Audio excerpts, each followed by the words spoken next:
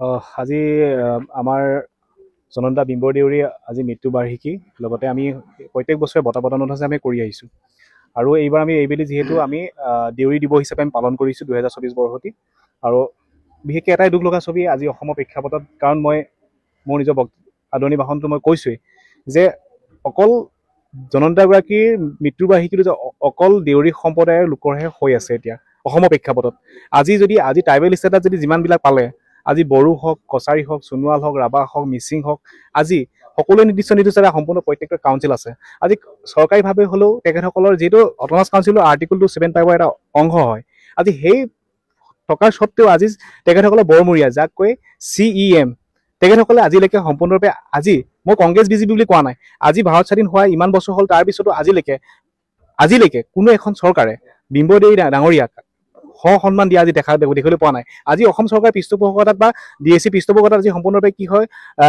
আজি হৈ আছে কিন্তু আজি আমি যেনেকৈ আমি বিচাৰোঁ কাৰণ মহাবীৰ লাচিত দিৱসী যেনেকৈ দিল্লীত গৈ পেলাই ধুমধামেৰে কৰা হ'ল কিন্তু আমাৰ জনতাগৰাকী যোনজন ব্যক্তি থকাৰ কাৰণে তেখেতে যদি সেই সময়ত যদি তেখেতে যদি সজোৰে যদি আপিল নকৰা হ'লে যে ভাৰতৰ কোনো অংগৰাজ্য হোৱা নাছিল অসম আগত স্বাধীন আছিলে কাৰো পূব পাকিস্তানৰ কেতিয়াও চামিল হ'ব নোৱাৰে কিন্তু সেই কথাটো আজি তাৰ পৰিমাণবিলাক আজি অসমৰ প্ৰেক্ষাপটত আজি কেইজনমানে বুজি পাইছে আজি বুজি পোৱা নাই সেইটোতে মই ক'ব বিচাৰিছোঁ আজি প্ৰমোদ বড়ো ডাঙৰীয়াক মই কুৱেশ্যন কৰিব বিচাৰিছোঁ যে আজি আপোনালোকে ট্ৰাইবেল যে BTAD গঠন কৰি যায় চলাই আছে আজি কাৰ পলত বুক কৰি আছে আপোনালোকে আজি কিন্তু আপোনালোকৰ BTAD এলেকাত আজিলৈকে বিম্বৰ দেউৰী আপোনালোকে পালন কৰা দেখা পোৱা আজি কিয় হোৱা নাই আমি অকল কি বিম্বৰ দেউৰী অকল দেউৰী হোৱাৰ কাৰণে সেই গতিকে মই ক'ব বিচাৰিছোঁ অসমৰ সমাজ জীৱন যদি সলনি হ'ব নোৱাৰে এই আমি যদি আমাৰ পৰম শ্ৰদ্ধা বীৰ বীৰাংগনাবিলাকক যদি সন্মান প্ৰদৰ্শন কৰিব নোৱাৰোঁ তেতিয়াহ'লে অসম ৰসাতলৈ যাব কাৰণ কেলে আজি যেনেকৈ আমি বিচাৰোঁ বড়ো অসমত যেনেকৈ চুকাফা দিৱস যেনেকৈ ধুমধামে পতা যায় ৰাভা দিৱস যেনেকৈ ধুমধামে পতা যায় আজি আমি অৰাজনৈতিক সংগঠনবিলাক চালোঁ আজি সম্পূৰ্ণ আজি দৃষ্টিগোচৰ আমি যদি আমাৰ পৰিলক্ষিত নহয় আজি যদি অসমৰ প্ৰেক্ষাপটত যিমান অৰাজনৈতিক সংগঠন আছে আজি আছো আমাৰ সম্পূৰ্ণ প্ৰাণকেন্দ্ৰ বুলি কোৱা যায় অসমৰ প্ৰেক্ষাপটত কিন্তু তেখেতসকলো আজিলৈকে আমি বিম্বৰ দেউৰী আমাৰ মৃত্যুবাৰ্ষিকী হওক জন্ম দিৱসী হওক পালন কৰা আমি দেখিবলৈ পোৱা নাই কিয় একমাত্ৰ কি সম্পূৰ্ণ দেউৰী সম্প্ৰদায়ৰ লোক হোৱাৰ কাৰণে নেকি একমাত্ৰ দেউৰী বা সম্প্ৰদায়ৰ লোক হোৱাৰ কাৰণে আজি আমাৰ জননেতাবিলাকে অৱহেলা কৰা হৈছে নেকি তেখেতসকলে পাহৰি যোৱাটো আজি আপোনালোকে চিঞৰি আছে ভাষা সুৰক্ষিত কৰিব লাগে যদি অসমখনে নাথাকিলেহেঁতেন যদি নাথাকিলেহেঁতেন তেতিয়াহ'লে আপোনালোকে ভাষাৰ কাৰণে আপোনালোকে কিবা লাভ আছিলেনে যোনজন মানুহে নেকি অসমখন বচাবৰ কাৰণে গ্ৰুপিঙৰ সময়ত কাম কৰিছিলে সেইজন মানুহক বলিষ্ঠ কণ্ঠক আপোনালোকে পাহৰি গৈছে আজিৰ দিনত তেতিয়া কিয় মই কুৱেশ্যন কৰিছোঁ অৰাজনৈতিক সংগঠনবিলাকক মই কুৱেশ্যন কৰিছোঁ সেই গতিকে মই ক'ব বিচাৰিছোঁ যাতে আমি বিচাৰোঁ যে দেউৰী বিহু লাচিত আমি প্ৰত্যেক বছৰে আমি এই বৰ্ষৰ পৰা আমি দেউৰী দিৱস পালন কৰি যামেই আৰু লগতে আমাৰ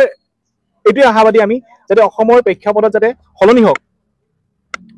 অসমৰ প্ৰেক্ষাপটত অসমৰ এই জননেতাগৰাকীক সহজোৰে যাতে একো কৰিব নোৱাৰিলেও যাতে প্ৰত্যেক গতে চাকি গছি জ্বলক কাৰণ কেলে আজি হাজৰিকাদেৱক ভাৰতৰত্ন দিব পৰা হ'ল কিন্তু ভূপেন হাজৰিকাই গান গাইছিলে তেখেতে আন্দোলন কৰা নাছিলে কিন্তু যদি চাব বিচৰা যায় কিন্তু তেখেতক আমি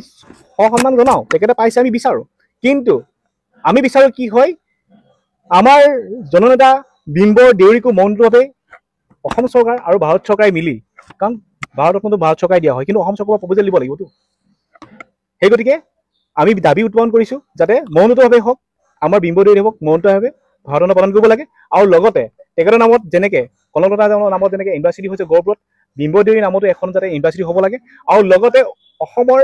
দিছপুৰ মাজমজিয়াতে বহুতকেইটা উৰণি সেতু হৈ আছে সেই উৰণি সেতুৰ নাম যাতে বিম্বৰ দেউৰীয়ে নামাকৰণ কৰিব লাগে আৰু তৃতীয় দাবী হৈছে আমাৰ ডিব্ৰুগড় এয়াৰপৰ্টটো যাতে বিম্বৰ দেৱৰ নামেৰে নামাকৰণ হ'ব লাগে জনতাগৰাকী সেই ক'ব বিচাৰিছোঁ প্ৰথম কথা দেউৰী পিপুল জাষ্টিছ ফৰামে দীৰ্ঘদিন ধৰি বিম্বৰ দেউৰী আচলতে আমি যে অসমীয়া মানুহৰ যিটো অকৃতজ্ঞ স্বভাৱ আমি বিম্বৰ দেউৰী যি ভূমিকাৰ বাবে অসমত অসমীয়া মানুহ লোকপ্ৰিয় বৰদলৈৰ লগত বিম্বৰ দেউৰী আছিল একমাত্ৰ মানুহ যাৰ বাবে আমি আজি বাংলাদেশৰ লগত নাই সেই সময়ত পূব পাকিস্তানৰ লগত নগলো আমি ভাৰতৰ লগত থাকিব পাৰিলো কিন্তু অকৃতজ্ঞ জাতিটোৱে সাধাৰণতে বিম্বৰ দেউৰীৰ কথাবোৰ আমি সোঁৱৰণ নকৰো বৰদলৈৰ কথাও যিমান সোঁৱৰণ কৰিব লাগে নকৰো কিন্তু এটা পৰ্যায়লৈকে তেওঁ সোঁৱৰণ কৰা হয় কিন্তু বিম্বৰ দেউৰী সদায় উপেক্ষিত হৈ ৰৈ যায় যিটো তেওঁ জীৱনকালতো আমি দেখিছিলো যে তেওঁ আৰু ৰূপনাথ ব্ৰহ্মক অসমৰ প্ৰেছে সমালোচনা কৰিছিল যে তেওঁলোকে মুছলিম লীগৰ বা আমাৰ সাদুল্লাহ চৰকাৰত যোগদান কৰাৰ বাবে জনগোষ্ঠীয় লীগৰ উন্নয়নৰ বাবে কিন্তু আন এজন অসমীয়া ৰোহিণী চৌধুৰীয়ে যেতিয়া তাত যোগদান কৰে তেতিয়া কিন্তু অসমীয়া প্ৰেছ মৌন হৈ আছিল গতিকে আমাৰ যিটো দ্বৈত চৰিত্ৰ সেই দ্বৈত চৰিত্ৰ স্বাধীনতাৰ আগতো আছিল স্বাধীনতাৰ পিছতো আছিল আৰু এতিয়াও হয়তো এইবোৰ কথা প্ৰকট হৈ আছে গতিকে মই কৈছিলো এইটো আত্মসমালোচনাৰ সময় আমি অসমীয়া ভাষী যিসকল আছো তেওঁলোকৰ বাবে এইটো বেছিকৈ আত্মসমালোচনা কৰাৰ সময়। আমাক যিসকল লোকৰ অৱদানৰ বাবে আমি আজি ইয়াত থাকিব পাৰিলো তেওঁলোকক সোঁৱৰণ নকৰাটো আমাৰ অকৃতজ্ঞতাৰ এটা দৃষ্টান্ত। মই এইখিনি কথা আজি কলো, আৰু মই দীঘলীয়া আজি ভাষণ এই কাৰণে দিয়া নাই। মই বহুবাৰ এখেতসকলৰ অনুষ্ঠানত আহিছো, মোৰ আহি বেয়া লগা হৈছে। মই কৈছো তেওঁলোকে আন মানুহকো মানক, আন লেখক বুদ্ধিজীৱীয়ে এইবোৰ কথা চিন্তা কৰক আৰু নতুন প্ৰজন্মক আগ্ৰহান্বিত কৰক। অকল দেউৰী জনগোষ্ঠীৰ কাম নহয় যে ভীমবৰ দেউৰীৰ অৱদানৰ কথা সোঁৱৰাটো, সমগ্ৰ অসমক ভাল পোৱা অসমীয়া মানুহৰ এইটো কাম বুলি মই অনুভৱ কৰো। আৰু সেই কামটো কৰাত আমি বিফল হোৱা যেন মোৰ লাগে। আৰু সেই বিফলতাৰ মাজত মোৰ মনৰ বেদনা, মনৰ দুখ, মনৰ ক্ষোভ তাৰখিনি লৈও কিন্তু মই দেউৰী পিপুল জাষ্টিছ ফৰামৰ সঞ্জীৱ বা আমাৰ হৰিপ্ৰসাদ নহয়